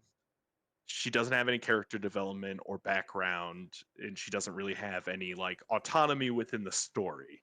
But she does. So I think maybe her dying would probably be a better fit than her turning into again like some sort of like the child of prophecy. She was the chosen one. She was the child of Yeah, prophecy basically when you think to about turn it, into the mage. Yeah. she's like gold Luke Skywalker in a weird way. And it's Yeah. a shame because like she's some of the stuff that she does is really interesting and compelling in season 1, and it's just like all Yeah. gone. And honestly, genuinely, I think they took the criticisms of people who like find that kind of stuff boring, uh, and they ran with That that. was that was I thought that was such a good like there was so much politics and maybe like the Zon politics weren't as obvious to people because it wasn't as like sitting around and like having council meetings and you also have like these families that are on the council that are just wealthy families that are sort of running Piltover. But in Zon you had the whole politics too. The beginning of season 2 you get into a lot more of that like you get into the politics as well of Zon with the chem bearing barons and filling that sort of that power gap. There's like that storyline with all those different like factions as well, sort of like fighting each other. Um, but yeah, the political stuff kind of drove everything. That was like the whole thing. That was like why Vi and Powder's parents died. That's why Vander and Silco. That's why they like had a falling out and stuff. Um, that was also like the reason like Jace sort of comes to like the prominence that he's in is because Mel is like, oh yeah, this technology could be good for everybody. This could be good for like, business and the economy, more so, but also this could put like Piltover on the map of like a mecca for technology. So like Mel sort of like takes Jace under her wing to like introduce this technology, and they get like Heimdinger kicked off the council because he's against the magic and the technology and like hex tech and stuff. Um, so yeah, the politics kind of drive everything, which is and it was good. It was well written. Yeah. I am of the opinion that there's like really nothing, no wasted dialogue in season one. Yeah, Everything has a purpose. Every shot has a purpose. Every piece of dialogue has a perfect purpose. Every piece of action has a purpose. Um, yeah, and all of yeah. that went There away. there really aren't just like random fights. Yeah, there aren't just like filler. There's not much filler. It's perfectly pace. Yes, it might be on the slower side for some people, but like I think that's just a preference thing, and it it's disappointing because, like I said before, a lot of things are set up and then dropped. Um, Yeah, like a lot of things are set up in Act One in season two, and then just like completely dropped for other stuff because they need stuff to happen, or they don't know where to take this character. I think, or Netflix put a big bag of money on the table and said, "Unkill Victor," or not Victor, Vander. Um, and that takes like I think that bringing back Vander in particular, like kind of diminishes slightly, at least in my mind, the his death. Um, yeah. Oh I yeah. I don't know. It It is like it's the this I think it's terrible. I hate it. It's a mm, stupid thing about like let's not kill characters. It's like, oh, it's very impactful that they die, but it's like, well, we don't want him to actually die. Let's bring him back. It's like, no, no, no. Keep him dead. Kill more characters. yeah. So I'm also like uh not to get off topic, but like mm, one of my favorite things is like what I'm calling, and there might be other instances of this or other precedent, but I just always think of Rogue One. It's like, let's have an isolated story. I know it's like a prequel and it's like there to explain literally why there was an open air vent that you can shoot a proton torpedo into to destroy the Death Star. It was like literally all Rogue One was. Um, but I think it was a cool story, and everyone dies at the end. And then the other example that I love that I don't I I have a hard time understanding why people don't like it or why people like rage against it, but uh Cyberpunk Edge Runners, where like everyone dies at the end except for like one character. And everyone's like, no, David Martinez isn't dead, and like this and that. He'll come back in season two. It's like, no, just have whatever, have one season, have a great story, have it wrap up. Everybody dies. Let's keep them dead. Like that's a fantastic. Like the willingness to kill off the character at the climax of their like the peak or the ending, the culmination of their goals and whatever their storyline is good. That's a good thing. Not everyone has to die at the culmination of it, but it's like if they do, if that fits with the story, then it's like keep it. It's great. yeah, Like Vander was a, you know, they do like flesh out some of his like background and story in season one, and then they like touch on it again a little bit in season What? two. Okay. Um, Thank you for but bringing that up. I wanted to briefly talk about that. Sorry. no, go for it. Go for it. What is the relationship between him and Vi and Powder's mom? I think they're all just buddies. Okay, I think because I they're all was just kind of friends. confused. Because like, I was like, are they insinuating that uh, like Vander is their dad. Vander is like their biological dad? Yeah, Because I was I'm getting actually those not kind of sure. I was getting those kind of vibes. I was like, huh, Yeah, wait. they Do never we actually see their Vi and Powder's dad? never. Okay, so the conversation, as far as I remember it, and this is like probably a couple of weeks ago when I saw this episode, but as far as I remember it, that little bit goes. They're in. It's him, their mom, and Silco, Silco. right? Yeah, they're Yeah. in the bar, and she's like dancing, and they're like, "Oh, what?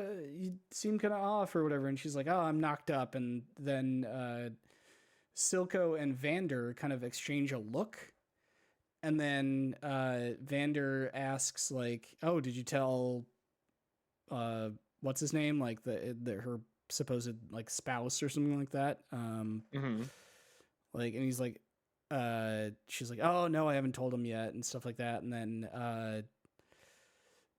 I don't know, the vibe that I got. And then they like exchange a couple more dialogue, and then they all cheers drinks. And she's like, "Oh, I don't know I can't really think of a name." And Vander's like, "Oh, I've always liked Violet," or whatever. That's basically like the gist of it. But like the vibe that I got from that, uh, Yeah, like the actual dad is never shown, and yeah, they give they give more relation to Vander and yeah, and after that, they did some Vi and Jinx do something that they never did. They start calling him Dad. They start calling Vander Dad. oh yeah, like Vander was his dad the whole time, or was their dad the whole time. Yeah, like they never did Yeah, that when he was actually raising them. yeah, She, I don't think Vi in season one ever referred to Vander as my father. Like, even though technically, like, he's her adopted dad, like, she never yeah. refers to him as such. Like, yeah, he's a father figure, but they never refer to him like when Vi and Powder, which I don't think they ever discuss Vander. Um, they never really like call him dad. They do have like, I think actually uh Clagger, Milo, and Vi do say, like, when Vi's like, "Oh, I gotta go rescue him," Milo says like, "Oh, he's our father too." So like, yeah, they have like an Yeah, appreciation for like him adopting them and like taking him under his wing, but like they never call as him like dad. a father figure. Yeah, Yeah, yeah, they're like, "Oh, he's our father too. Like, we're all family." Like, da da da. But like, I don't know. It's weird to just like all of a sudden like have them calling him dad. I thought that was like a little odd. And it seemed like from that scene, they were insinuating that like he was their biological dad for some reason, which is just like really weird to me. Maybe I'm reading too much into it, but that's what I got out of it. yeah. And, I've got the scene pulled up, and Mhm. I'm looking at it right now. So it's episode 5, Blisters and Bedrock. There is an interesting thing, and you mentioned it early on, like why, like Warwick, like the Vander Wolf form now, sort of had recognized Jinx, and that's what like sort of snapped him out of his like bestial like Mm. kill rage. It does look like Jinx resembles her mother more. So that could have something to do with it too, but there's Well, not really any doesn't he insinuation recognize of them because he can like smell their blood? that. That's good. was literally the last episode. Blisters and Bedrock is when Vi and Go Jinx to sort of the team up to go find Warwick. yeah. Go to the. I think it's episode 4 where Yeah.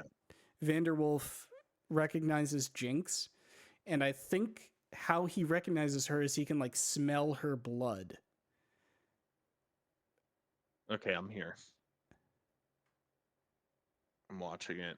Honestly, for Isha is kind of one of my favorite characters. I actually remember that like this scene where Savika takes Isha into the elevator and like they leave Jinx behind. Like that was actually kind of emotional because the character of Isha that doesn't talk and is only through her actions conveying like her emotions and intentions is I think is I like that a lot. That scene when they're running away. I don't know why. I'm making a lot of references to other things, but Yeah. that scene when Savika and Isha are running away reminded me of the scene in Minority Report, uh, where the precog is just like yelling, like screaming, "Run!" at the top of her lungs, and like Tom Cruise is running away. Like, Yeah. I don't know why that reminded me of that scene, but like, I thought that was kind of like I chuckled at that a little bit when I saw it. But yeah, he recognizes Jinx because he can like smell her blood, right? Or No, no, no. am I'm I watching the thinking? scene right now. He looks at the grenade. So he's like got her up against the wall, like holding her by one arm, and then he like cocks his claw back. And then you see like in the background, you see um Vanderwolf, and in the foreground, you see like the grenade come into focus, and it's like her classic like um tinker stuff with like all the like the writing on it, and it's got like a little like trap jaw and stuff. And then Vanderwolf sort of like blinks, and then like the Vander memories come into the wolf where he sees like the outline, like the sketchy outline of like powder over Jinx. So he recognizes her through the grenade. Okay.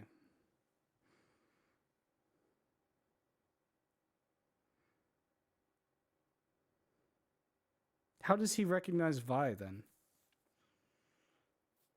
So that is the next episode. And that is oh good, I'm right on it. So they're down in the tunnels. He is he's following a blood trail.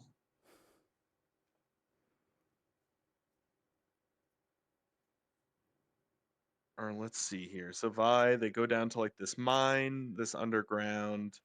They're looking for him, and I think he's like not in like a raged or no, he smells like some blood and the blood gets him enraged, and so he like follows that to go like kill them. Vi and Warwick fight a little bit. Then the flashback comes, so they're fighting. And then the flashback comes of Vander Silko, Vi and Powder's mom in the bar. Warwick attacks. Oh, you know what's a cool little detail? Is Hmm. that Vi's like leather jacket on the back has a two-headed wolf. And the two-headed wolf is what singed he like gasses the two-headed wolf to like do the experiments with like Vander's consciousness or something. Well, that's neat. That's a little neat little thing. But so basically they have the little flashback as Vi and Warwick are fighting, and then Warwick like goes to attack Vi, and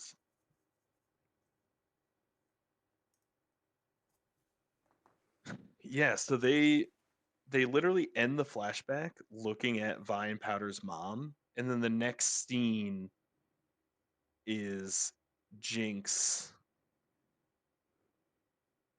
like Jinx in place of where their mom was. They've got a very similar look. So is it like Jinx like every time? Like Vander doesn't really react to Vi that much. Oh no, okay. So that's what happened. So Vi and Vander are fighting. Um Vanderwolf charges at Vi. Instead of like fighting back, Vi puts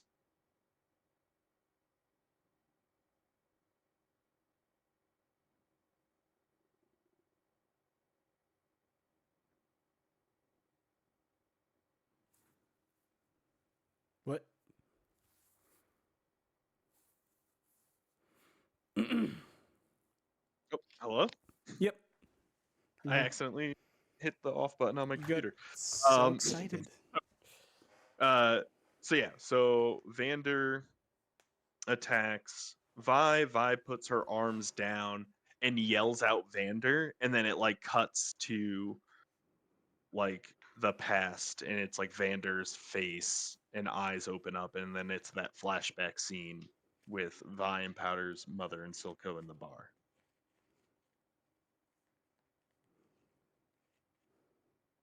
Okay. Fair enough.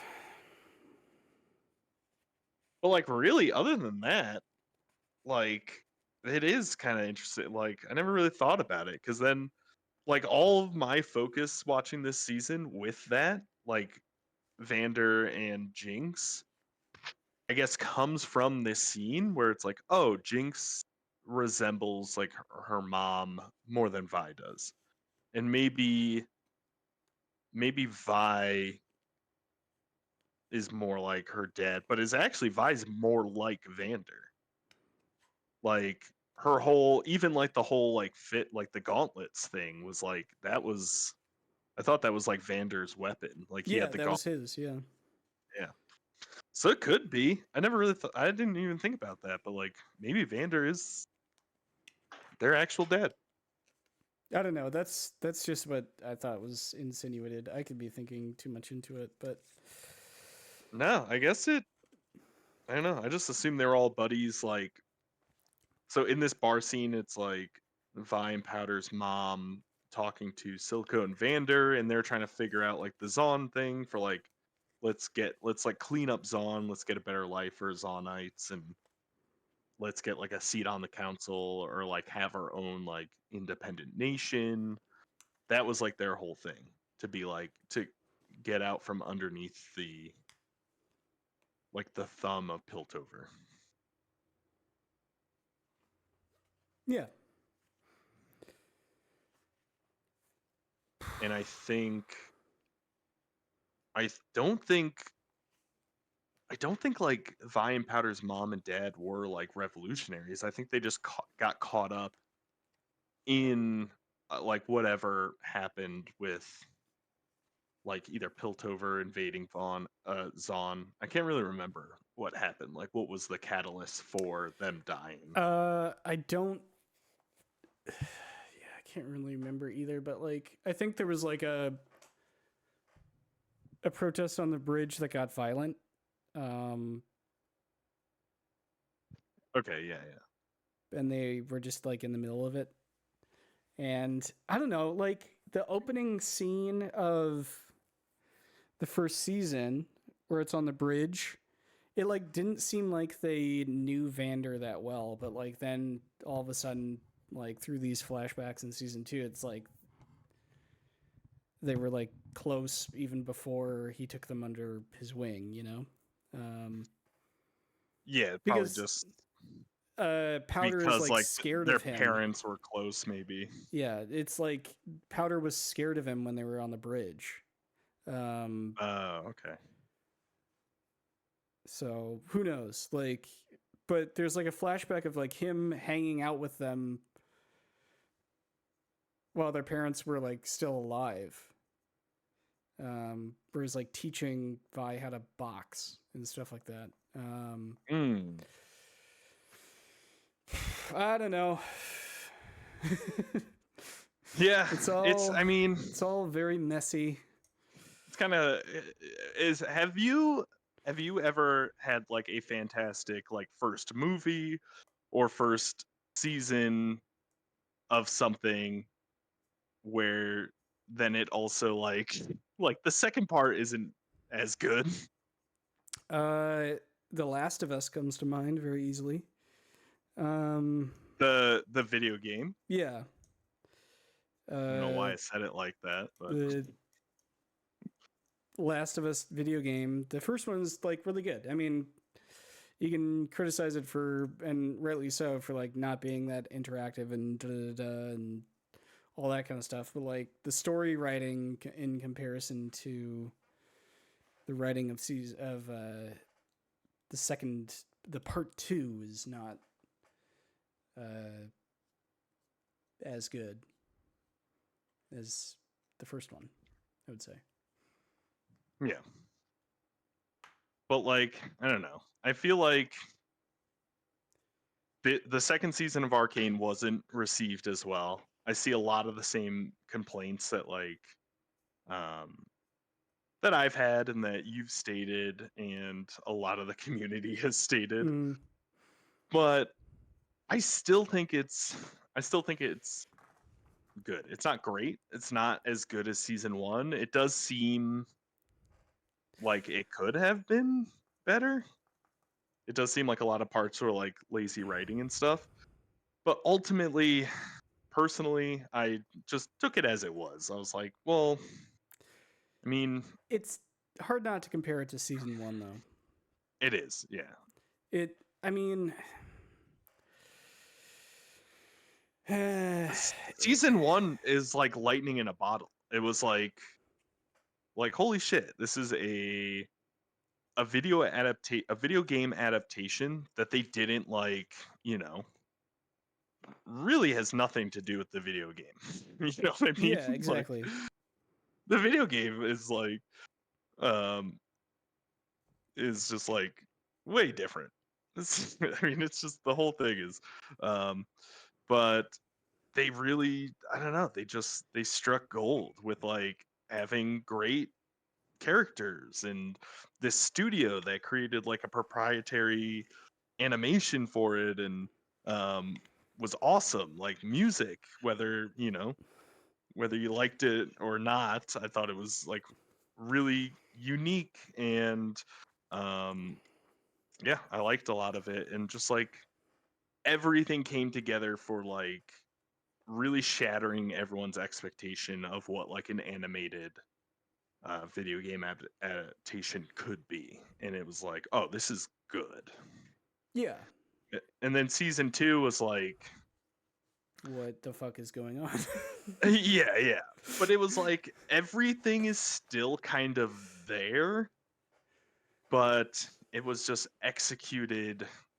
The writing in this story was executed poorly, and I it's like, what other unique stuff can we do? It's sort of like it almost seems like maybe they were like, oh, let's put everything into season 1, and we don't know if it'll get a season 2 or if this will be like well received.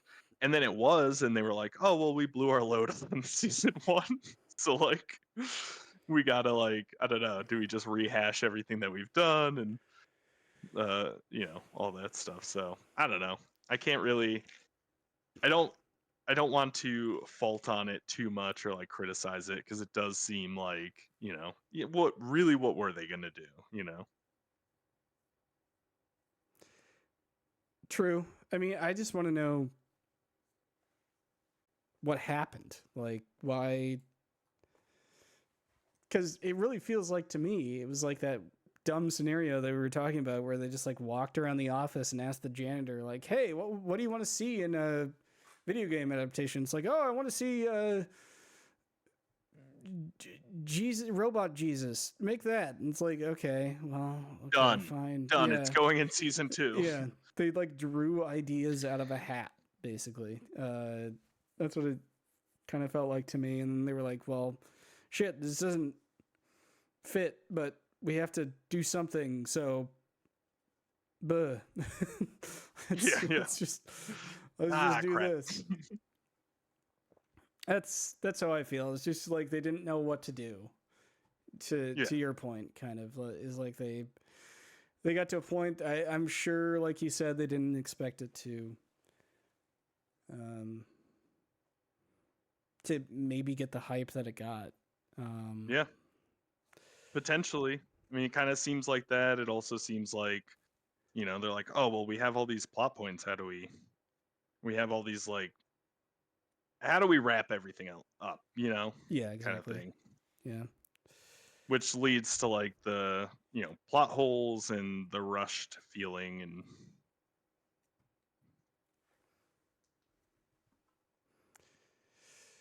yeah, for sure. I think that's a good place to stop. yeah. I think we covered everything. So I'm gonna stop it here.